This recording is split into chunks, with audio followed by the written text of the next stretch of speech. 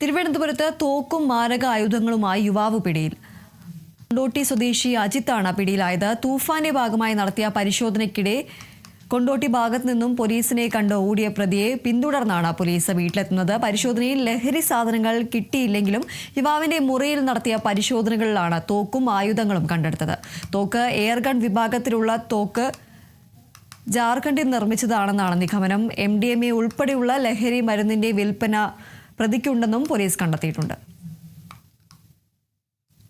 Operation തൂഫാന്റെ ഭാഗമായി നമ്മുടെ തിരുവനന്തപുരം റൂറൽ ജില്ലയിൽ ഒരു ഗഞ്ചാവ് ഉപയോഗിക്കുന്ന ഒരാളെ പറ്റിയുള്ള വിവരം കിട്ടുകയും ആ വീട്ടിൽ പോലീസ് പാർട്ടി പോയതിൽ നമ്മൾ അവിടെ പരിശോധന നടത്തുന്ന സമയത്ത് നമുക്ക് ഇന്നത്തെ ദിവസം അയാളിൽ നിന്ന് പ്രത്യേകിച്ച് ഗഞ്ച കണ്ടെത്താൻ പറ്റിയിട്ടില്ല. പക്ഷേ അയാൾ ആക്റ്റീവ് യൂസറാണ്. അയാളുടെ കൺഫെഷൻ തന്നെ അതുണ്ട്.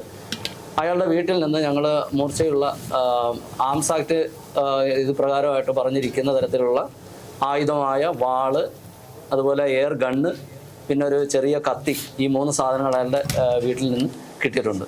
ഇത് എയർ ഗണ്ണാണ്. ഇത് ലൈസൻസ് അതിൻ്റെ ബാക്കി കാര്യങ്ങൾ നമ്മൾ ഏത് ഇനത്തിലാണ് എന്നുള്ളത് നോക്കിയിട്ട് വേണം അതിൻ്റെ ലൈസൻസ് വേണോ വേണ്ടതെന്ന് ഫോറൻസിക് പരിശോധനകൾക്ക് ശേഷം മാത്രമേ നമുക്ക് അറിയാൻ പറ്റൂ.